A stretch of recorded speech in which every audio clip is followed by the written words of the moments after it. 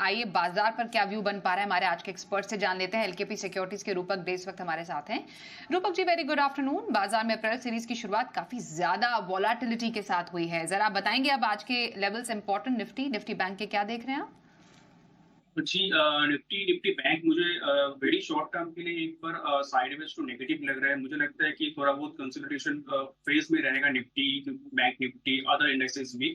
तो यहाँ से अगर ऊपर के लेवल देखें तो निफ्टी में 23,660 का एक रेजिस्टेंस रहेगा। जब तक उसके नीचे रहेगा तब तक हायर एंड पे सेलिंग प्रेशर रहेगा। नीचे सपोर्ट हो जाएगा इमीडिएट 23,400 पे अगर सपोर्ट लिया एक छोटा मोटा रिकवरी आ सकता है, बट 23,400 के नीचे फर्दर करेक्शन टुवर्ड्स 23,200 तक लग रहा है मुझे। तो overall sideways to negative view है निफ्टी में। बैंक निफ्टी में भी ऑलमोस्ट सिमिलर व्यू है। 52,000 का ओवरऑल रेजिस्टेंस रहेगा। जब तक 52,000 के नीचे रहेगा सेल ऑन राइज रहेगा बैंक निफ्टी में। हाँ, बहुत ज्यादा सिग्निफिकेंट डाउनसाइड एक्सपेक्टेशन नहीं है। मुझे लगता है पुल बैक आएगा और उसके बाद अपसाइड का रैली चालू हो जाएगा। तो शॉर्ट टर्म का व्यू, वेरी शॉर्ट टर्म का व्यू निफ्टी बैंक निफ्टी में नेगेटिव है। ओके, नेगेटिव आप बता रहे हैं निफ्टी बैंक में। एक बार जरा लेवल्स रिपीट कर देंगे निफ्टी बैंक निफ्टी के सपोर्ट लेवल और इंपॉर्टेंट टारगेट लेवल्स क्या देख रहे हैं आप? जी, निफ्टी का रेजिस्टेंस लेवल रहेगा 23,660 और नीचे सपोर्ट लेवल रहेगा 23,400 एंड 23,200। बैंक निफ्टी का सपोर्ट रहेगा 51,000 और 50,500 और अपसाइड में 52,000 के नीचे जब तक रहेगा तब तक सेलिंग प्रेशर रहेगा बैंक निफ्टी में। ओके, तो चलिए ये रही आपके लिए निफ्टी बैंक पर आए रूपक जी की तरफ से। हालांकि आज बाजार में वॉलेटिलिटी तो भरपूर है, लेकिन कुछ चुनिंदा जो स्टॉक्स है वहां पर अच्छा एक्शन देखने को मिल रहा है, जिसका जिक्र हमने बार बार लगातार भी किया है। Market infra share, BSc, CDSL, ये दो स्पेस है जो कि दोनों स्टॉक ऑफ द डे भी उसमें खरीदारी की सलाह दी गई थी। एक नजर डालेंगे रूपक जी बीएससी पर पहले। 16% की शानदार दौड़ लगा के स्टॉक काफी अच्छा कारोबार कर रहा है और सीडीएसएल में भी अच्छी खासी स्ट्रेंथ देखी जा सकती है, लगभग 3.5% से ऊपर की। दोनों ही स्टॉक्स पर फिलहाल कोई अभी खरीदारी का नजरिया आपकी तरफ से बन पा रहा है? जी, बीएसए में एकदम डेफिनेटली एक ब्रेकआउट है और अपसाइड में 6,060 तक जा सकता है और बाय ऑन डिप्स करना चाहिए और इवन करंट मार्केट प्राइस में बाय किया जा सकता है। और स्टॉप लॉस लेकिन थोड़ा नीचे होगा, 5,000 का स्टॉप लॉस होगा। जब तक 5,000 के ऊपर है तब तक बाय ऑन डिप्स स्ट्रेटेजी अपनाया जाना चाहिए और अपसाइड में 6,060 उसके ऊपर 6,200 तक जा सकता है। और सीडीएसएल की बात करें तो सीडीएसएल में भी रिकवरी का एक्सपेक्टेशन है। Important moving short term moving average को सस्टेन कर रहे हैं, तो जब तक 1180 के ऊपर है तब तक पॉजिटिव रहना चाहिए। अपसाइड में 1380 तक जा सकता है सीडीएसएल शॉर्ट टर्म में। ओके, 1380 शॉर्ट टर्म में सीडीएसएल के टारगेट देख रहे हैं और ये आपके लिए राय बन रही है दोनों ही स्टॉक्स पर, बीएससी और सीडीएसएल पर, रूपक जी की तरफ से। एक स्पेस है आइनॉक्स विंड एनर्जी का भी, यहाँ पर भी अच्छी खासी स्ट्रेंथ आज हमने लगातार देखी, कंसिस्टेंटली 4% से ऊपर तक का गेन यहाँ पर देखा जाए। आइनॉक्स विंड एनर्जी, यहाँ पर कुछ और आप तेजी देख रहे हैं या फिर फिलहाल अभी खरीदारी के मौके नजर आ रहे हैं आपको?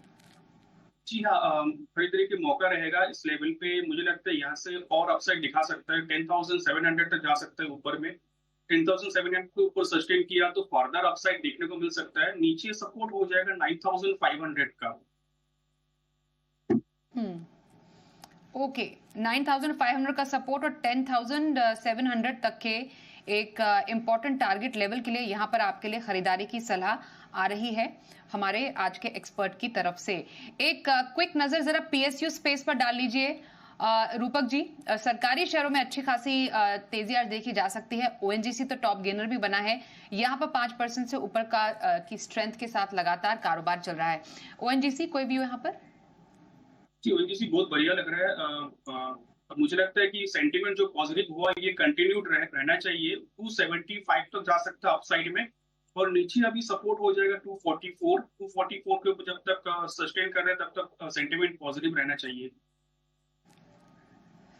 275 का टारगेट 244 तक के सपोर्ट लेवल के साथ ओएनजीसी लग रहा है आने वाले टाइम में भी मजबूत। आइए अब कुछ दर्शकों के सवाल कर लेते हैं शो में शामिल। उत्तर प्रदेश से रियांश जी सवाल पूछ रहे हैं लेटेंट व्यू एनालिटिक्स पर। रूपक जी जरा इसके चार्ट पर एक नजर डालिएगा। इनका जो खरीद भाव है 900 शेयर है, 470 की खरीद है। कुछ स्ट्रेंथ तो स्टॉक में है आज, लेकिन इनकी खरीद ऊंची है, नुकसान भी काफी झेल रहे हैं। फिलहाल लेटेंट व्यू एनालिटिक्स पर इनके खरीद भाव से आपका क्या व्यू बन रहा है? जी, वीकनेस अभी भी है। अभी भी इतना करेक्शन होने के बाद बावजूद भी एक स्ट्रॉन्ग रिवर्सल का कोई सिग्नल आया नहीं। मुझे लगता है इसको 375 के ऊपर क्लोजिंग देना पड़ेगा, उसके बाद बाइंग का इंटरेस्ट आ सकता है इस स्टॉक में। तो अभी फिलहाल एक सपोर्ट हो जाएगा 354 का। 354 अगर नहीं टूटता है तो रिकवरी आ सकता है, और 375 के ऊपर सिग्निफिकेंट अपसाइड आ सकता है, तो होल्ड करना चाहिए 354 का स्टॉप लॉस में। 354 का स्टॉप लॉस रहेगा। अराउंड 375 का एक इंपॉर्टेंट जो टारगेट लेवल है वो आप एक्सपेक्ट कर सकते हैं। फिलहाल होल्ड कीजिए, आपके लिए रूपक जी यही सलाह दे रहे हैं। वडोदरा से दिनेश पटेल जी भारत डायनेमिक्स पर सवाल पूछ रहे हैं। 60 शेयर है इनके पास, 1429 की खरीद है। सर बीडीएल यहाँ पर जरा एक नजर डालिएगा। यस बिल्कुल 8000 का नुकसान है और काफी उतार चढ़ाव के साथ अभी फिलहाल कमजोरी ही स्टॉक में नजर आ रही है। क्या रहेगा व्यू? जी, बीडीएल का व्यू मेरा पॉजिटिव रहेगा। 200 डेज मूविंग एवरेज के ऊपर सस्टेन कर गया लास्ट कुछ दिनों से। तो मुझे लगता है सेंटीमेंट पॉजिटिव रहना चाहिए शॉर्ट टू मीडियम टर्म में। अपसाइड में 1500 तक जा सकता है। 1500 के ऊपर फर्दर अपसाइड की पॉसिबिलिटी लग रहा है मुझे। नीचे सपोर्ट हो जाएगा अभी 1230 रुपया का। 1230 नहीं टूटा तो सेंटीमेंट पॉजिटिव रहना चाहिए। तो 1230 का एक सपोर्ट लेवल काफी इंपॉर्टेंट रहेगा आपका। भारत डायनेमिक्स पर 1500 का एक इंपॉर्टेंट टारगेट लेवल है जिस पर जरूर ध्यान दीजिएगा। अगला सवाल है बीईएल पर। इस पर हरियाणा से आरव जी सवाल पूछ रहे हैं। 980 शेयर इनके पास हैं, 294 की खरीद है। सर बीईएल पर इन लेवल से क्या व्यू बन रहा है आपका? जी, बीईएल में सिग्निफिकेंट रैली हुआ रिसेंट टाइम में, एंड मुझे लगता है यहाँ से और फर्दर रैली का पॉसिबिलिटी है।